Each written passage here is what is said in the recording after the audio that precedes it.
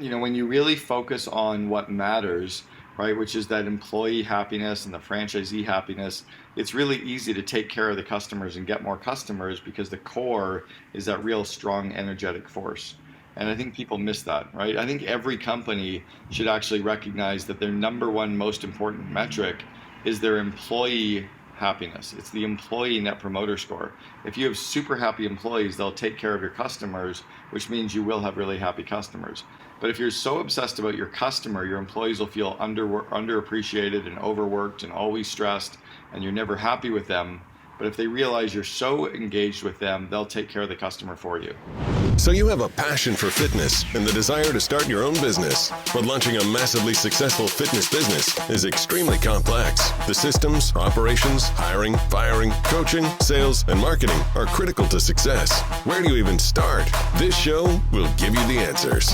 Here is Bedros Keuilian and Bryce Henson, your hosts of the Fitness Franchise Podcast, a show dedicated to helping fitness entrepreneurs launch and grow successful gyms. Hey friends, welcome back to another incredible episode, as today's guest is a dear friend of mine, business coach and mentor who has an amazing rap sheet, so here we go. He is known around the world as the CEO Whisperer. In fact, companies purchase his books in bulk for their employees to learn from, and his COO Alliance is helping hundreds of CEOs grow their businesses by growing their second in commands. Now, he has 25 years of mind-shifting experience as a business growth guru, having helped build two $100 million companies by the time he was 42. Now, what he did was so impressive, it became a case study at the Harvard Business School. Now, as such, he's coached major players such as Elon Musk's brother, Kimball Musk, and now is a coach to a monarchy and a Big Four wireless carrier, as well as dozens of CEOs and COOs around the world. His work has helped his companies be featured in the Associated Press, Bloomberg, New York Times, Wall Street Journal, Fortune, as well as TV shows like Oprah. And the publisher of Forbes magazine said, Cameron Herold is the best speaker that I have ever heard. Cameron Herold, my friend, welcome to the show. Super pumped to have you. Hey, Bryce, thanks for having me. Appreciate it. Good to see you again, too. Likewise. Holy smokes, man. That was an incredible rap sheet. You are a very accomplished guy. Did I hit it all? I think so. Probably missed all the bad stuff, but it's all good. Awesome. Well, we got a lot to cover, and nice to connect again. Before we get down to it, give our audience the backstory.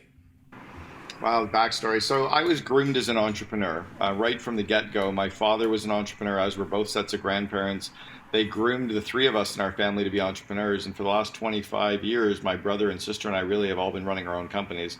So right from the early age, I was an entrepreneur. I started coaching entrepreneurs back in 1989. So I actually started coaching before coaching was a thing. If you think that the International Federation of Coaches and Coach U both started 4 years after I started coaching entrepreneurs. So really there was no such thing as business coaching when I was doing it. I'd coached 120 entrepreneurs by the time I was 28 years old.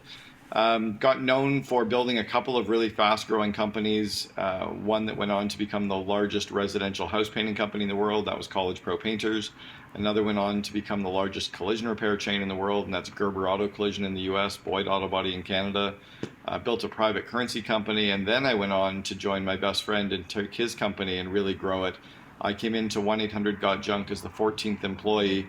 When I left 6.5 years later, we had 3,100 employees system-wide, ranked as the number 2 company in all of Canada to work for, loads of awards, et cetera, et cetera. So left there about 14 and a half years ago, and started coaching entrepreneurs, real companies, typically 50 to 500 employees all over the world. I've done paid speaking events in 26 countries on 6 continents, written 5 books. I've got a podcast called the Second in Command Podcast, and a dad, father of two great boys, and great girlfriend, and I love travel, and that's about it. That's about it. Well, that's a lot to unpack, and for our audience as well. Cameron, you're a coach and done coaching work for our franchise as well, so a lot to unpack there. Before I actually drill into this, I'm actually going to come out with a bit of an aggressive question, but what would you say for all those accolades, which we'll kind of get into in a bit, what's your zone of genius? I think my zone of genius is really helping entrepreneurs reverse engineer their dreams. So when an entrepreneur is clear on where they're going, I can actually reverse engineer that really quickly and show them how to get there. So I end up showing them the shortcuts. I look at most entrepreneurs almost like a fly trying to get out the window, that they're going to try really hard, but they keep banging their head on the window, and there's usually an easier path. And I like giving them the shortcuts, the easier paths to get to the success and where they're going. So I tend to see the future very clearly when they show it to me, and I can unpack that for them. That requires a lot of vision as well. Do you have like a framework on how you coach certain executives? Like, is there a certain process that you go through? Yeah, there's a process that's actually now just become a registered trademark. So in the last 2 weeks, it was actually vivid vision, is a concept that I coined, and it's now become a registered trademark. It's the idea is, and it's something that I learned from an Olympic coach. It's the process of visualization that athletes and high performance athletes use to visualize themselves performing the event. We teach entrepreneurs to do the same thing with their company, to visualize what their company looks like, acts like, and feels like 3 years in the future.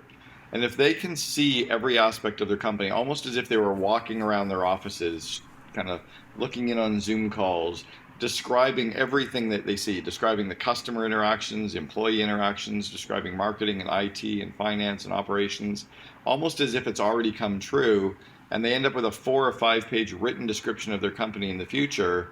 We end up taking that and polishing it and making it really pop off the page, and that's what we help them reverse engineer. And we've now got entrepreneurs all over the world using that concept. In fact, Mindvalley next week is rolling out the Vivid Vision Quest to millions of people around the world to really expose people to this concept of the Vivid Vision. Yeah, good on you. And the framework is actually, you communicate and articulate this in the book, Vivid Vision, do you not? Yeah, I do. I actually wrote about it in 3 of my books. So Vivid Vision, The Okay. Miracle Morning for Entrepreneurs, that I co-authored with Hal Elrod, and then my first book, Double Double, it's chapter 1 of that. So I cover it in different ways in all 3 of those. And there's also a TEDx that I did. The third TEDx talk that I was asked to do is called Your Vision Statement Sucks. So if they look up my name and Your Vision Statement Sucks, they'll see a really great TEDx that describes the video as well, or the concept of the vivid vision. Yeah, well, Cameron, interesting. Before we met, and actually, I think we met at our first mastermind meeting of our Fit Body Bootcamp franchise, and then gravitated to business coaching. When we first met and when we started coaching together, I was the vice president.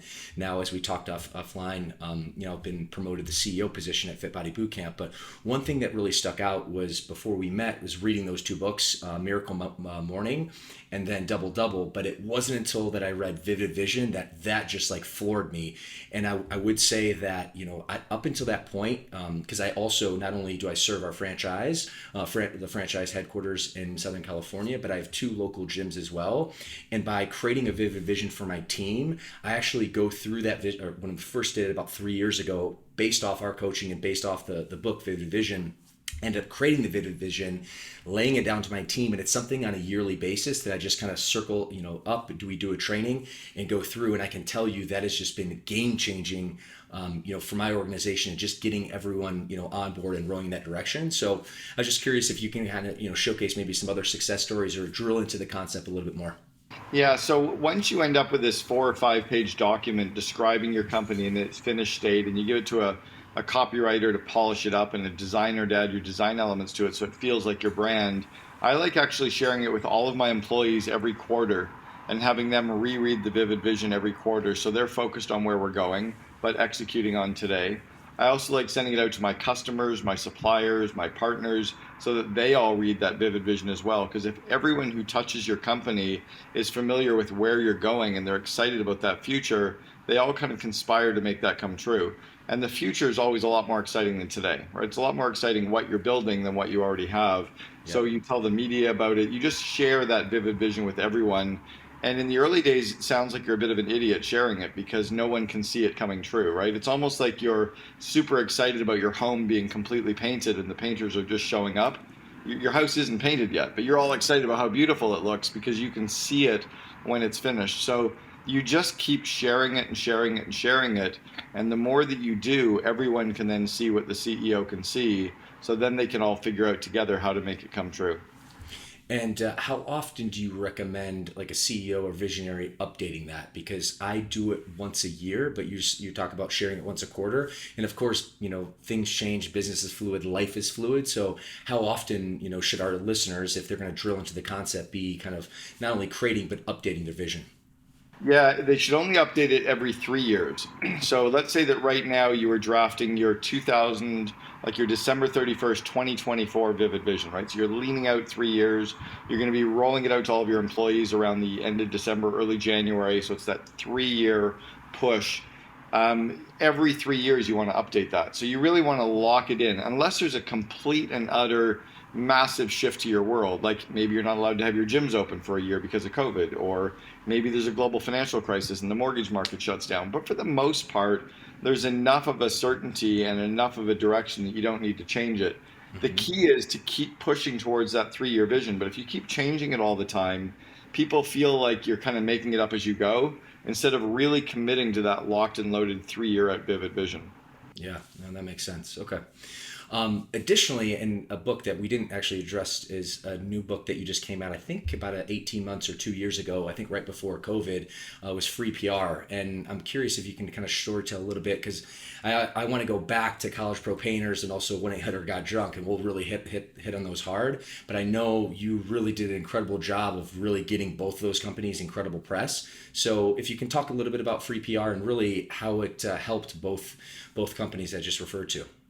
Well, it's interesting. So I was taught how to generate free press coverage when I was quite young. I was 20 years old. I was running a house painting company for College Pro Painters, and they just told us that all we should do is phone the newspaper and tell them we had a story about us starting our own business, and they would tend to write about you. So I didn't know any better. I just called a journalist from the newspaper and said, "Hey, I got a good story." And he said, "Okay." I told him the idea. He said, "It sounds great." I said, "I'm painting a place like 10 blocks from your office. Why don't you come over?" He said, "Okay."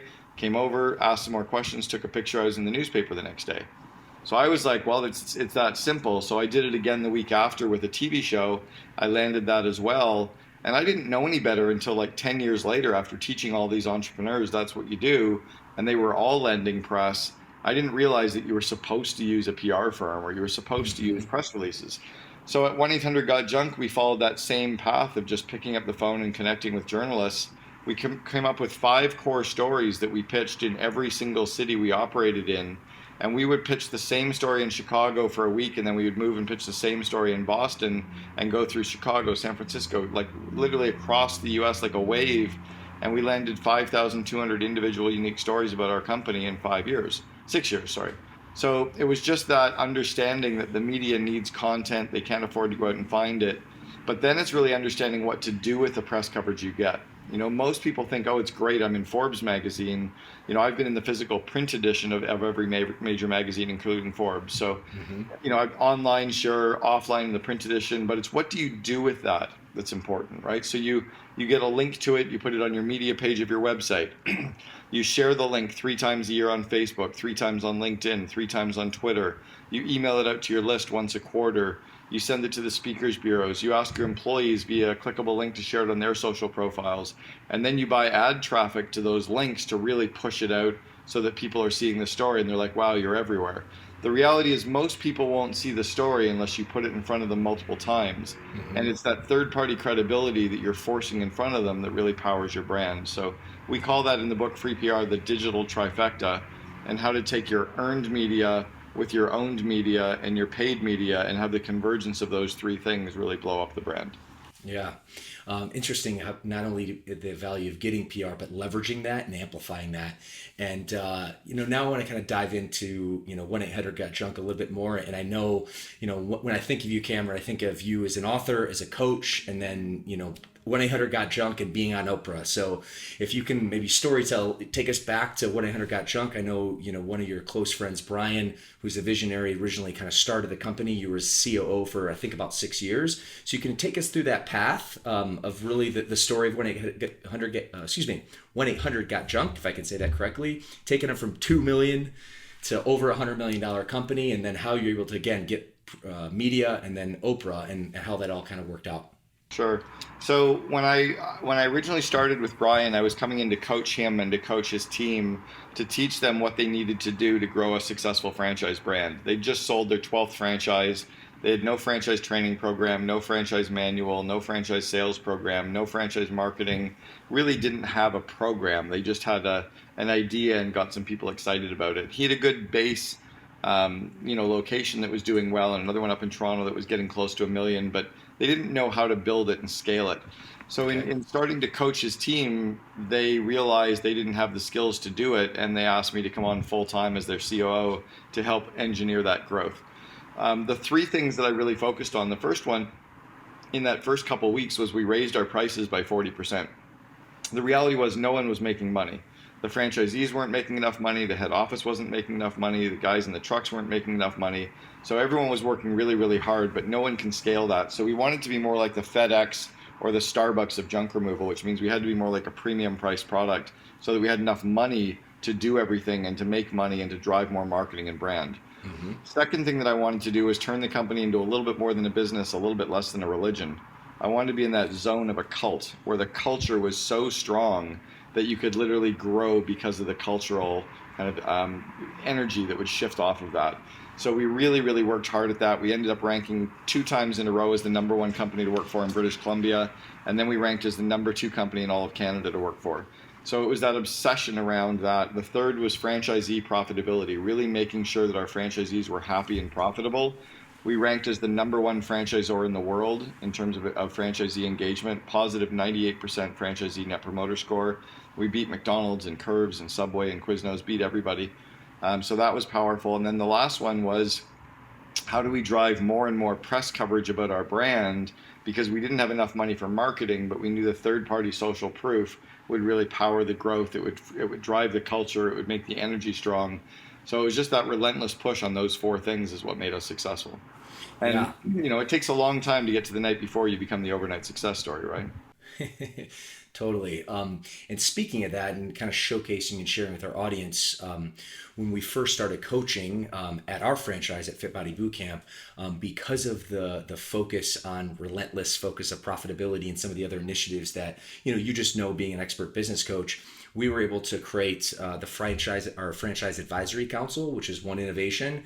We started then doing quarterly regional trainings called Elite Trainings. We've created a coaching and profitability department, and these are just a few of the things that our franchise basically created from the coaching and the experience that you just kind of lay down in point number 3 of your journey within When 800 Got Junk. Yeah. Well, and when you do that stuff, when you really focus on what matters, right, which is that employee happiness and the franchisee happiness, it's really easy to take care of the customers and get more customers because the core is that real strong, energetic force. And I think people miss that, right? I think every company should actually recognize that their #1 most important metric is their employee happiness. It's the employee net promoter score. If you have super happy employees, they'll take care of your customers, which means you will have really happy customers.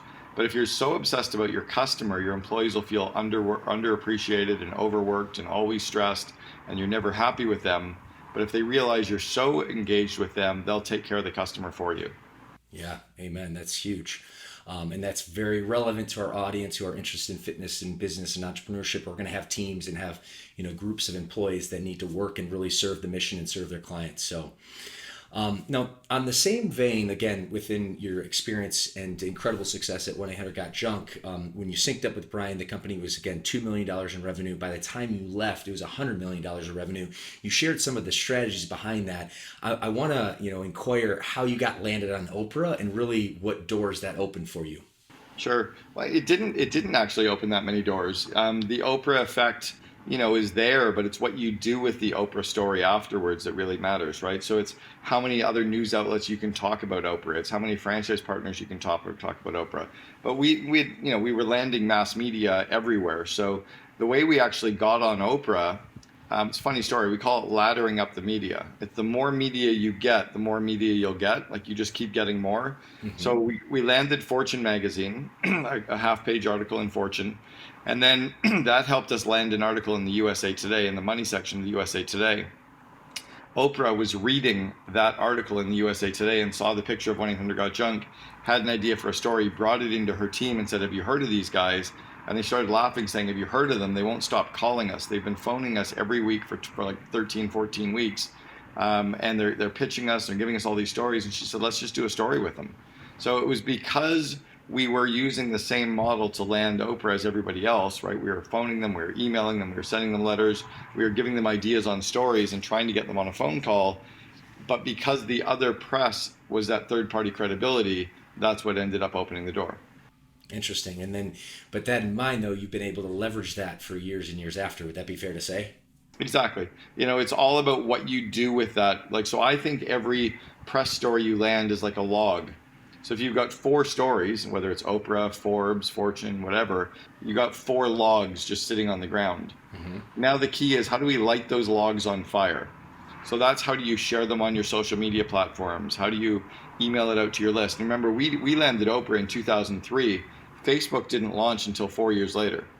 LinkedIn didn't have an ability to share anything until years later. Mm-hmm. There was no Twitter. There was no Instagram. So all we could do was tell people about that story. We couldn't even share it. There was no way. YouTube really hadn't even started in 2003. So there's nowhere to actually leverage that.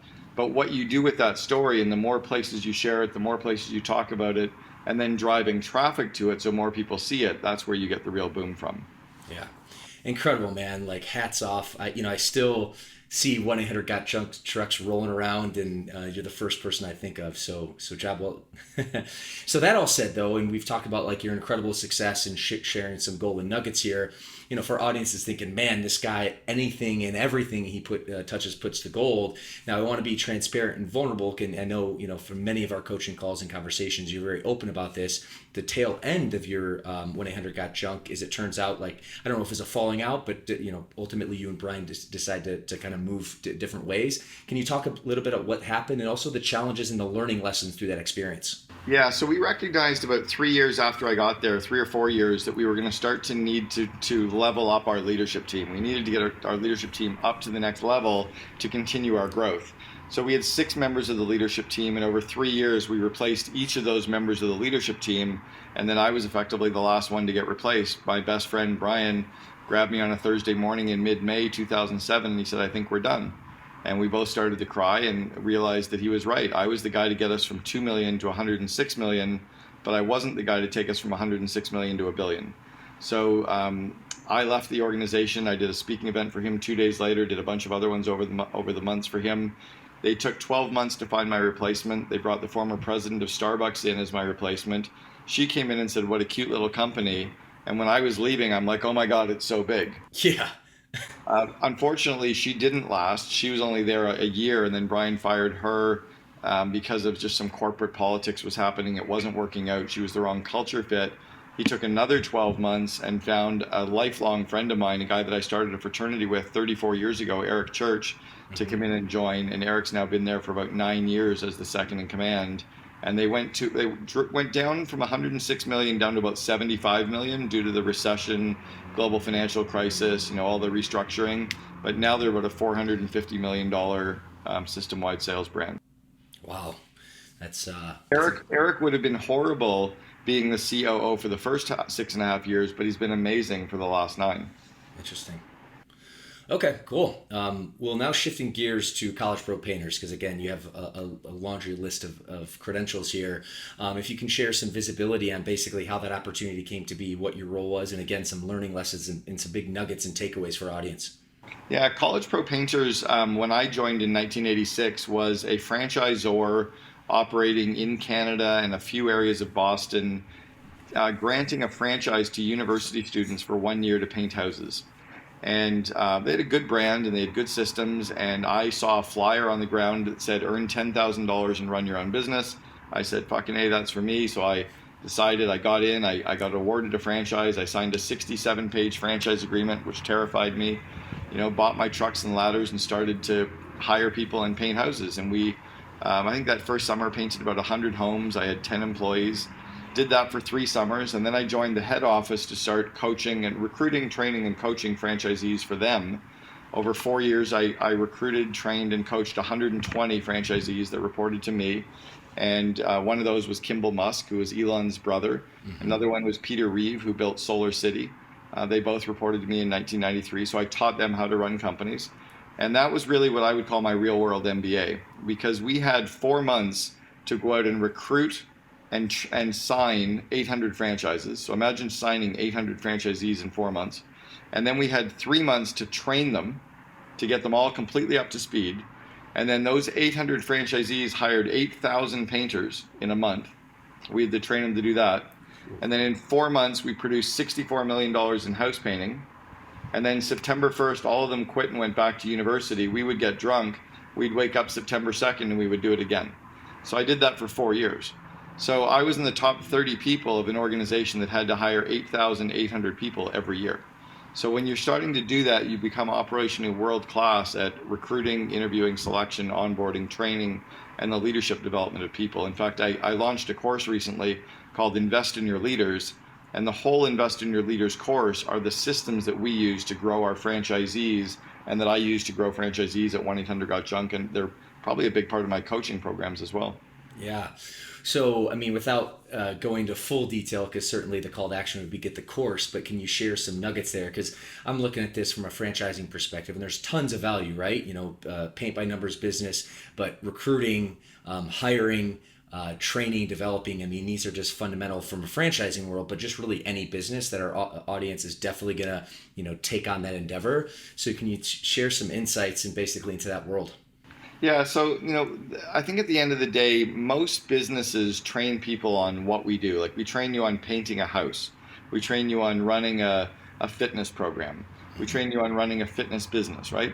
But we don't train them on leadership and all the people skills and all the executive functioning skills. So my Invest in Your Leaders course covers things like coaching, delegation, time management, conflict management, problem solving, project management, classroom teaching, interviewing, effective meetings, right? It's all of the skills that every leader needs to be really good at their job of what they do.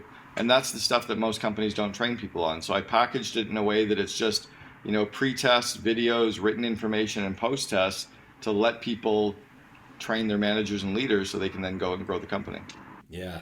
And it's interesting, Cameron, from my perspective, being in the fitness realm, what we teach our ownership is, you know, primarily we're not in the fitness business. We're not in the health or nutrition business. Primarily, we are in the people business. And if you focus on that, then of course, that's the foundation for success. So that just really reinforces that point.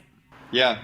You know, it's funny. My 18-year-old or soon to be 18-year-old son is working in the trucks now at 1-800-GOT-JUNK. It's funny. And on his second day of hauling junk, I said, "What do you think it's all about?" And he said, "Nothing to do with junk removal. It's all about our engagement with the customer." I'm like, "Damn, you get it, man." Right? It's all about connecting with that customer to make them feel good about having all that stuff removed. Because at the end of the day, they're paying for nothing. Right? There's nothing left after the job is done. In fact, we took it all away. So they have to feel good about the fact that we swept up and we cleaned up and we made it easy for them. And all they had to do was point. Because at times they wonder, well, that was simple. Well, it wasn't simple. Like, you know, we had to show up with a truck and take it away. So they make a big deal out of the connection with the customer, which gives us the repeat business and the spin-off word of mouth. Yeah, it's huge. How interesting, though, life comes full circle. Now your son is, you know, working for the organization. That's too funny. I would be remiss if I didn't ask. We just kind of glossed over. I guess I punched on the intro, and then you talked about, you know, coaching and developing business framework for Kimball Musk, Elon Musk's brother. Now this is, I think you said early '90s, so this is before Elon Musk and even all his whole family. Kimball, his mom. I mean, they're like literally a family of success. But when you have Elon, you know, in the basically shining light, I guess all the other successes are a little bit in the shadow. But can you tell a little bit about the experience working with Kimball, like what that was like, and, you know, share a little detail there? Yeah, and I was actually a reference for Elon and Kimball in their very first round of funding for their first company, Zip2, in January of 1995. So they had one employee, they were living in the Bay Area, they were building a company at the time called Zip2, which was a mapping business, and they needed to understand why, the investor wanted to know why should they invest, because Elon was not backable. He was too big of a thinker, he'd never done anything. So they really wanted to understand the college pro painters experience that Kimball brought to the table with operations and sales and marketing and people management and hiring, so that they could back something, because all it was a vision, but there's no, you know, depth to that idea. So I've known those guys for a long, long time. Kimball is an extraordinary people person, great charm and charisma, not Asperger's at all, definitely high functioning. You know, Elon's ridiculously high functioning, but right. You can actually have more of a connection with Kimball at the just a personal level, sitting over a beer and chatting with him. Elon's tougher to, in my conversations with him, he's tougher to connect with because he's usually in his head or he's computing something. He's either computing what he's talking to you about or there's some other calculation running around. Yeah, totally. And then his cousin Peter Reeve is completely different, right?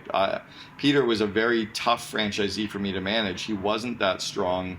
He didn't have the natural charm and charisma, and I probably didn't give him credit for his ability to actually just execute on the systems, right? So we just taught him the systems, and he was able to at least, make a go of it with his business. Interesting. And he went on to start Solar City because I know it was funded or at least backed or somehow Elon Musk is involved with that, and that's kind of how the connection was. Yeah, they're cousins. So Peter Reeve and Lyndon Reeve, his brother. Lyndon was CEO, Peter was COO. They went on to build out Solar City. Elon, or I don't know if it was Elon or Tesla, was an original backer of that. And then when they were failing in terms of being able to scale, Elon bought them out and took the company over and kind of merged it all in with the Tesla. So that was a bit of a Hail Mary saving for the brand. But yeah, they built that one out. Interesting. By the way, when Elon and Kimball sold Zip2, this is prior to Elon joining Peter Thiel to do PayPal. PayPal, yeah. They sold Zip2 for $315 million in cash to Compaq, I think it was, in an all-cash acquisition.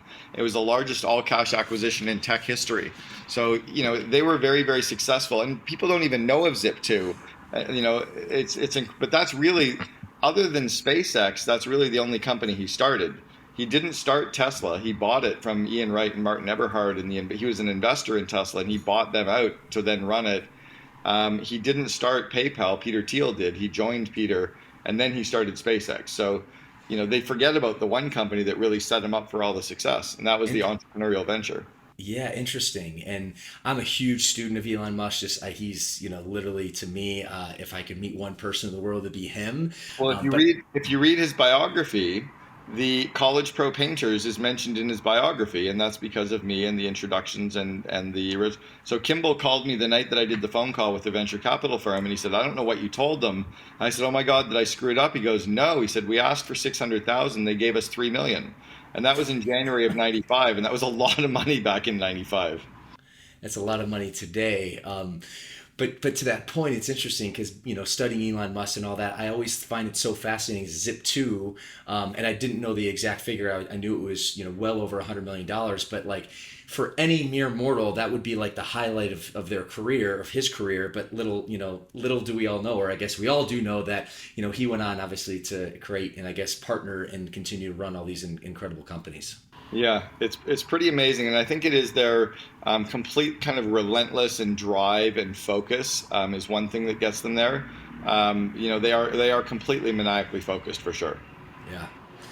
Good stuff. Well, to put a bow on this, and before we transition to the last kind of big topic I want to hit, which is the COO Alliance, unpacking, this, because specifically our world is franchising. Our audience is interested in fitness. Again, entrepreneurship and franchising can be an incredible vehicle. So, putting a bow on your experience, what were the big takeaways from like the franchising model, the leadership model, the training model that really could resonate with some of our audience who maybe don't have experience in any of these endeavors? Sure. And I just had to double check my facts. It was $305 million that Compaq paid in 1999 to acquire Zip2. So 4 years later, and at the time, Elon and Kimball, Elon had 22 million in stock and Kimball had 15 million in stock. So they did very, very well, with that money. So I guess the big lessons and learnings from, my businesses or the takeaways would be, one is that a person can only sit on one toilet at a time. If you try to sit on more than one toilet, it gets kind of messy. You have to stay focused. You can't run 1, 2, 3 businesses. You can get one up and running and put a team in place before you can start business number 2, but you have to stay focused to be successful, right? If you take light and you disperse it, it'll light up a room. But if you highly focus light, it compresses, it becomes like a laser and it can cut through metal and wood and glass and rock. So you have to focus your energy. Second is we really only have 3 inputs. We have our people, our time, and money, like the number of weeks and days in front of us and money. You need to get the highest return on investment for those 3 inputs. So it's always looking as to what are we doing and can I get the highest and fastest ROI from that. Perfection doesn't create any growth. It's really about momentum, creating more momentum, and that's where your growth comes. Another one is just really obsessing about, your employees and really making sure that you obsess about them. I think if you stay really focused on that, you'll be successful. And the last part is remembering that none of this actually matters. This is just what we do to make money. We're all just walking each other home. I love that, Cameron. I'm a passionate guy, but when I hear this feedback, and specifically the last point, it humbles me, kind of put things in perspective, and I think that's probably a good lens to view the world and really your profession and our time here on Earth. It's true, man, because the reality is this is just what we do to make money, and for our employees, the same thing, right? We have to remember that at the end of the day, our employees are all struggling with something. Our franchisees are all struggling with something outside of work. They're struggling with the relationship with their spouse or their kids, with financials, their parents, struggling with health issues, struggling with just like, what the fuck is this whole world all about? Mm-hmm. They're all struggling with something. And if we connect with them more as humans, they'll go through brick walls for us to build the company. Yeah, totally. And that just speaks to me a lot because, like I said, I'm a passionate guy on the mission, on my vision, on my values. And it's a good reminder to sometimes take a step back, laugh at yourself, don't take it too seriously because it's all going to end at some point anyway, right? Not to be too grim, but that's the reality of life that we live in. That's all it is, man. Yeah. All right, my friend. Well, last topic I want to transition to, and again, is your role as a coach. You've provided incredible value to me and our organization. You've launched the COO Alliance, launched your podcast, and have connected with some pretty, very high-end, high-level, both CEOs and COOs. So can you talk a little bit about, that project and what it looks like? Sure. So the COO Alliance was started because there was all of these great groups for entrepreneurs. There were franchise organizations for entrepreneurs. There was EO and Vistage and YPO and Genius Network and Baby Bathwater, all these amazing organizations that catered to the entrepreneur.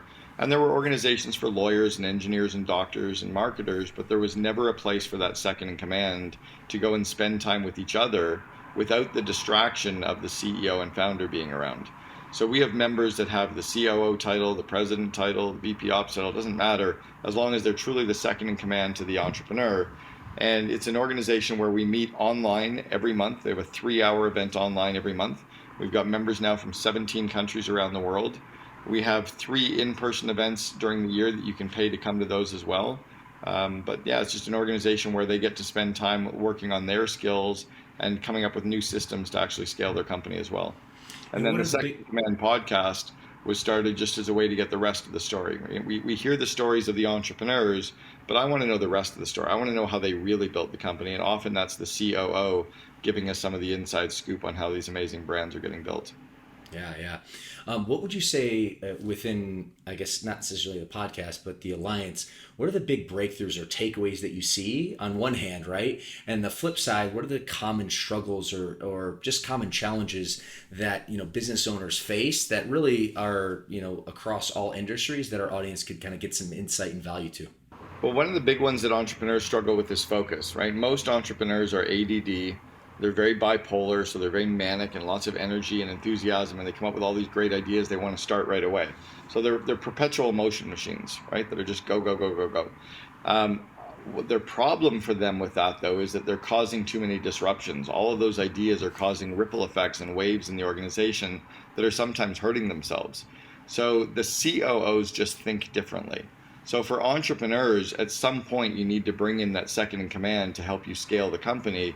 Before you do that, though, you need to hire an executive assistant, right? If you don't have an EA, you are one, and you really want to get an assistant to get a lot of this stuff off your plate and then hire the second in command afterwards. But that would be one starting point. The other one is just to remember that you think differently. Entrepreneurs think differently than others in the organization. They see things completely differently. It's funny. I'll show you a picture right now and it'll illustrate the point, but I'm going to show you a book. What color is this book? It's hard to see, but white. White. Are you 100% sure it's white? Because you're looking at it. Yeah, it's white, right? Yes, it's white. Are you sure? I just flipped the book. Right, it's black. Well, you just told me it was white. What color is the book, Bryce? See, one side of the book is black and one side of the book is white. And you're going to argue with me that it's white. I'm going to tell you it's black. Most entrepreneurs see the problem through a very different lens than the employees do. And we need to recognize that they need different information than we do to make decisions. So sometimes entrepreneurs need to slow down to communicate differently. They need to be able to let their employees ask questions without getting defensive. most COOs like to ask 7 or 8 questions before they start a project, and the entrepreneur tends to get frustrated thinking that we're arguing with them. We're not arguing at all. We're just trying to catch up. And if the entrepreneur would give us 5 minutes to ask enough questions, we'd be able to run with the project at the same speed, and then we'd never have to go back and bug them. Likewise, when employees go to the entrepreneur, we need to give them the executive summary. Give them the bottom line first, and if they want to ask more questions later, they will. But we tend to want to give them all the information. They don't have room in their hard drive for all that information. Their brain is full.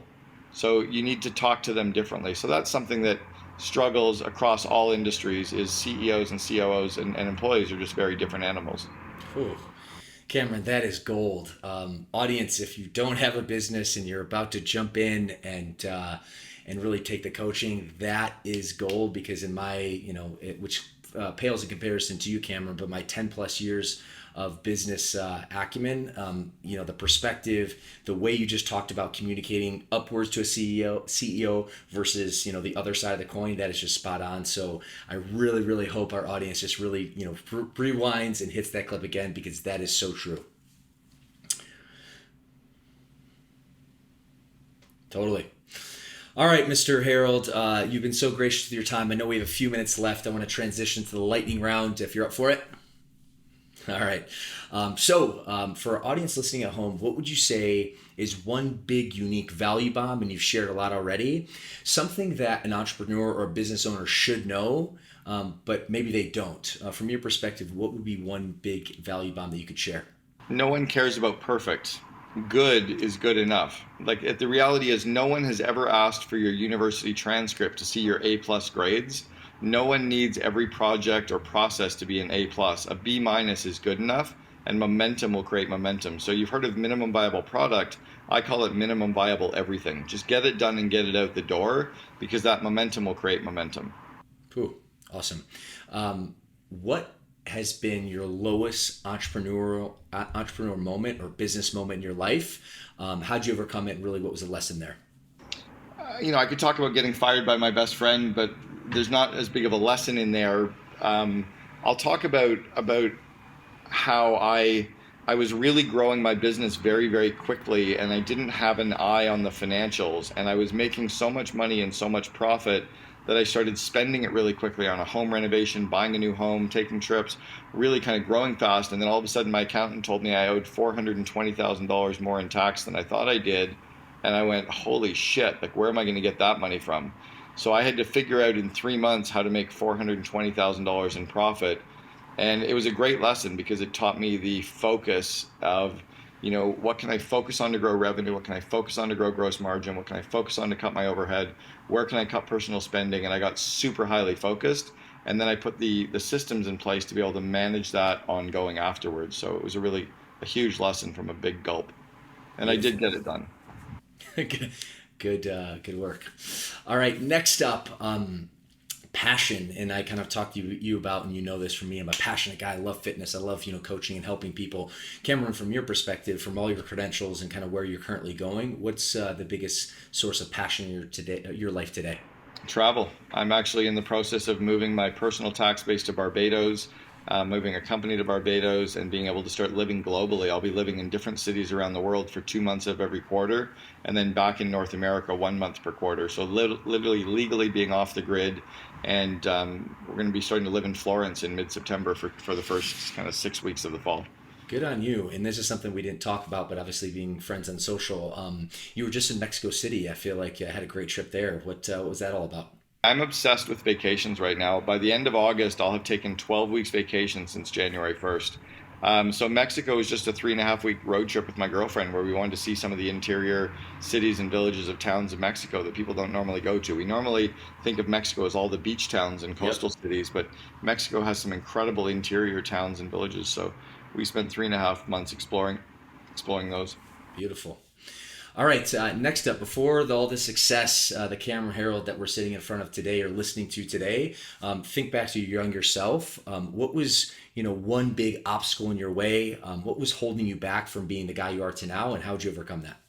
Well, one was thinking, the school system really messed us up and told us we had to be the smartest person.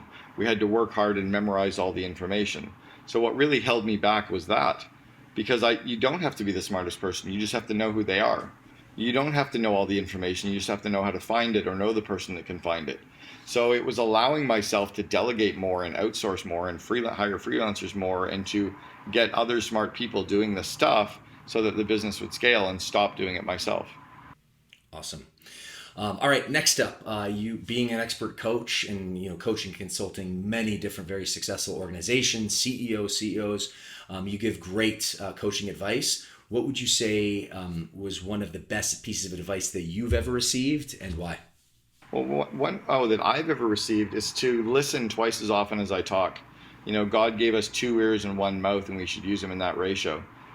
We don't listen to our employees enough. We don't listen to our customers enough. We don't listen to our leadership team enough, especially CEOs. We tend to talk and bowl over people. And if you're going to have these smart people working for you, you got to listen to them more than you talk to them.